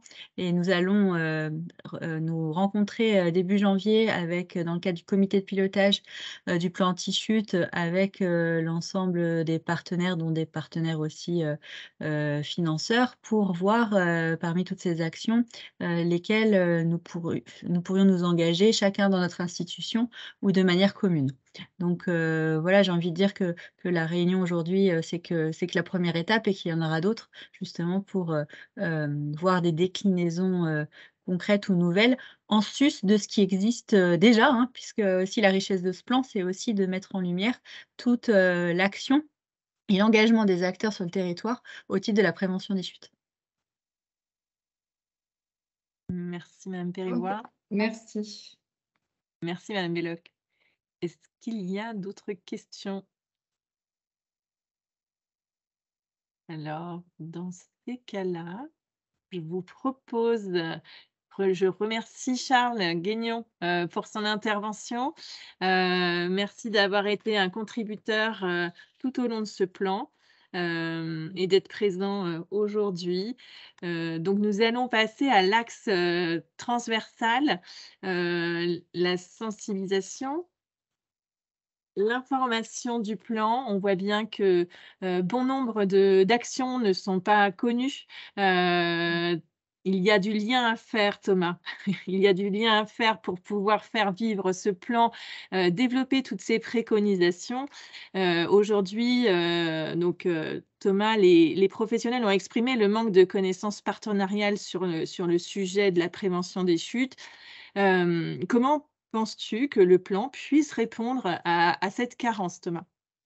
Oui. Bonjour à tous déjà, et puis merci Séverine de me donner la parole.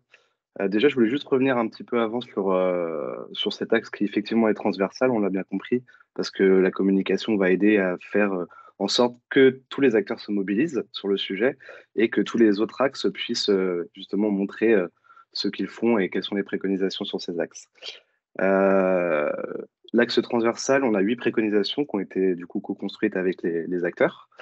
Et on va particulièrement s'attarder sur les préconisations qui vont nous permettre de faire connaître les actions, donc qu'elles soient existantes, ou les préconisations et les actions qui vont être mises en place dans le futur. Il va être divisé en 3 phases. Donc sur les 3 ans, il va évoluer, comme ça a été dit, mais il y aura 3 phases distinctes. La première phase, donc c'est celle qui est aujourd'hui, en fin de compte, c'est donc la mise en avant du plan. Donc du rapport et du plan qui a été fait. Il y aura une synthèse, comme ça a été dit par Séverine déjà, qui va permettre de communiquer plus largement et de faire comprendre à tous les acteurs quels sont les enjeux et quelles sont les préconisations à mettre en place sur la région des Pays de la Loire. Ce webinaire aussi fait partie de la stratégie de communication, parce que du coup, on va vous présenter ce soir, on vous l'a fait, on l'a déjà fait, comment va se passer les prochaines étapes et où est-ce qu'on en est aujourd'hui. Et donc, pour tout ce qui est les actions, c'était un manque effectivement de tous les acteurs. Un retour qui a été fait, c'est qu'on ne sait pas tout ce qui est fait sur le territoire, enfin, sur la région Pays de la Loire, et on n'a pas les bonnes informations. Donc, ce qui a été proposé, donc dans les préconisations, ça va être dans un premier temps de mettre en avant dans une première phase ce qui existe, donc faire des focus. Donc, on va mettre plusieurs moyens en place. Donc, ça peut être une stratégie de communication sur les réseaux sociaux. On va aller vraiment communiquer sur les actions qu'on aura recensées sur la région Pays de la Loire pour mettre en avant et faire connaître auprès de tous les acteurs juste les actions qui sont mises en place.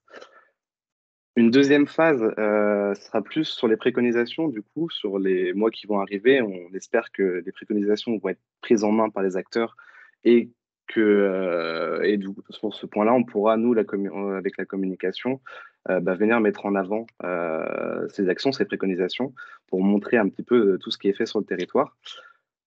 Pour ce faire, on imagine mettre en place une page Internet dédiée, donc sur le site du Gérontopole, également sur le site de l'ARS. On va retrouver toutes les informations. On va mettre en place aussi des reportages sur le terrain pour montrer vraiment ce qui est fait sur le terrain et le mettre en valeur. Ces reportages, ils vont aussi nous servir dans une communication un peu plus directe, parce que là, on est vraiment sur le site Internet ou sur les réseaux sociaux, mais pour communiquer plus directement auprès des acteurs, on va mettre en place une newsletter. Donc cette newsletter, on va retrouver, comme je vous l'ai dit, les reportages des actions qui sont existantes et des préconisations qui vont être mises en place, ainsi que la mise en place d'informations qui vont être vulgarisées par le comité scientifique. Donc là, on va vraiment aller chercher de l'information plus technique, plus scientifique, qu'on va vulgariser pour permettre à tous les acteurs de les prendre en main et de les comprendre afin d'avoir les clés pour mettre en place toutes les préconisations. Sur cette page dédiée, ce qu'on aimerait vraiment, c'est de mettre en place, de mettre en place comme une cartographie. On va recenser vraiment tous les acteurs de la région Pays de la Loire pour que chaque acteur de la prévention des chutes puisse connaître, savoir qui fait quoi en fin de compte sur la région et faciliter un petit peu l'information.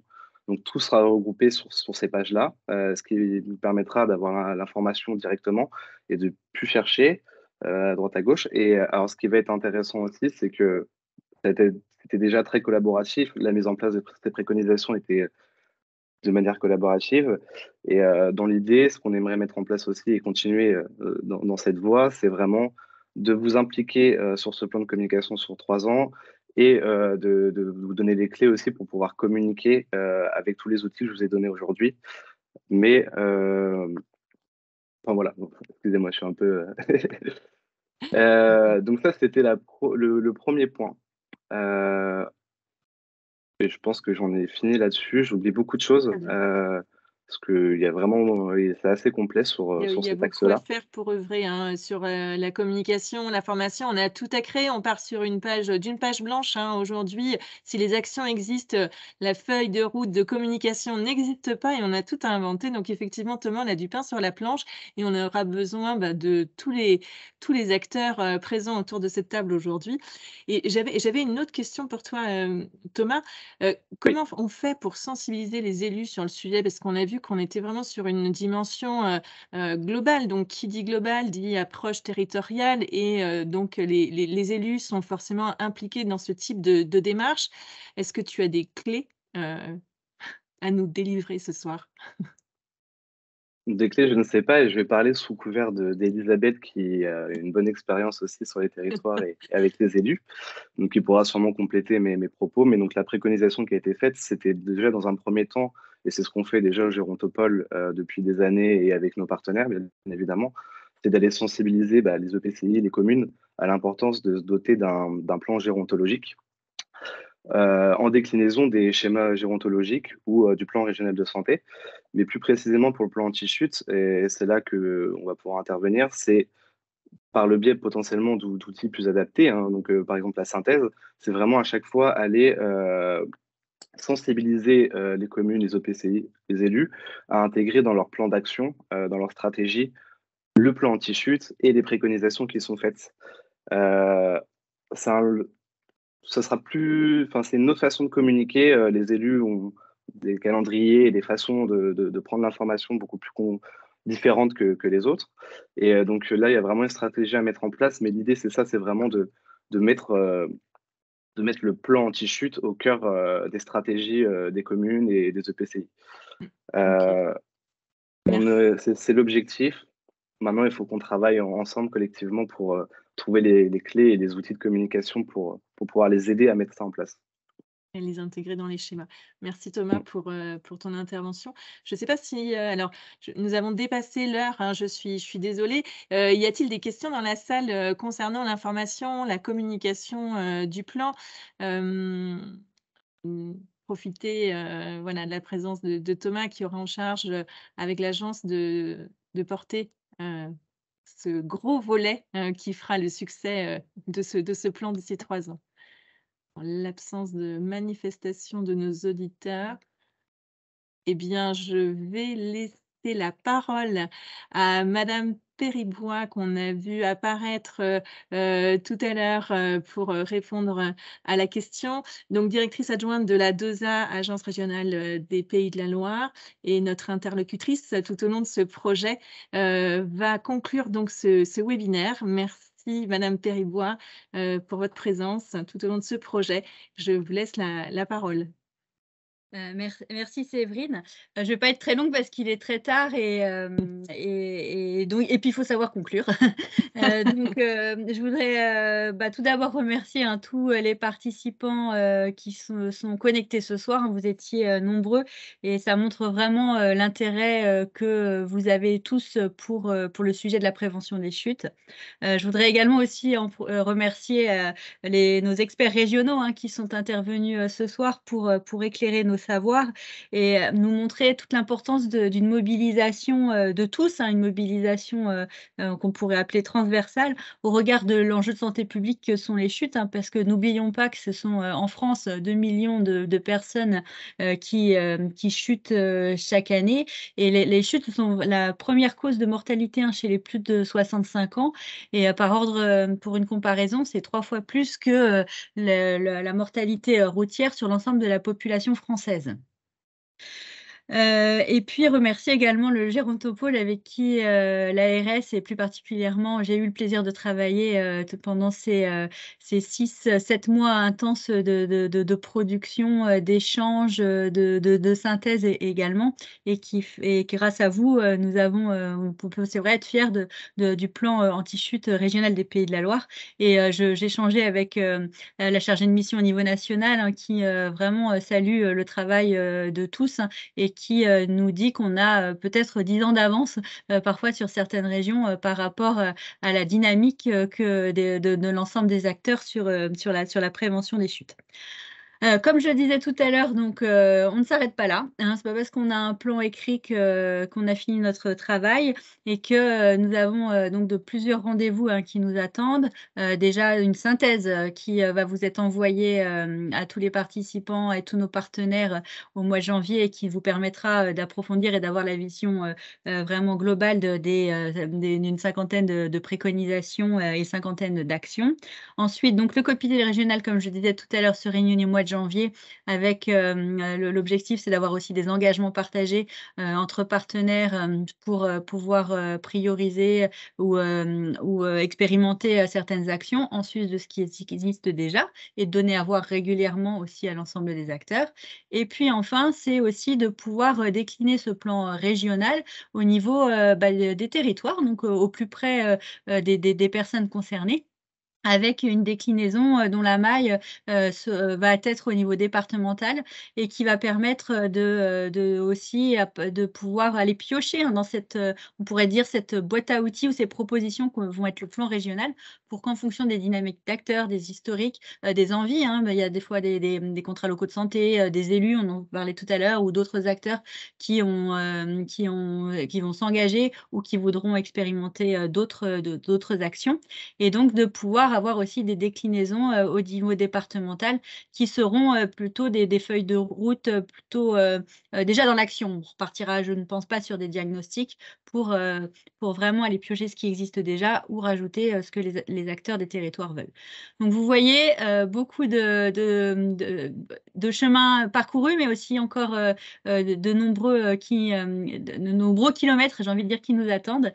Et j'espère que voilà, on pourrait aussi se donner rendez-vous dans cette configuration-là à des périodes de ces 3 ans là, qui sont devant nous, où nous avons un objectif qui nous est donné au niveau national, ne l'oublions pas, de réduction de 20% des chutes par hospitalisation ou qui donne lieu à un décès constaté à l'hôpital. Voilà, merci beaucoup à tous. Je vous souhaite une bonne soirée. Merci d'avoir été nombreux. Et merci au Gérontopole pour l'organisation. Et puis j'en profite parce que c'est la période pour vous souhaiter de très belles fêtes de fin d'année. Bonne soirée. Merci Madame Péribois. Belle fête à tous. Et donc on vous dit à l'année prochaine pour la diffusion de cette synthèse et à très très bientôt.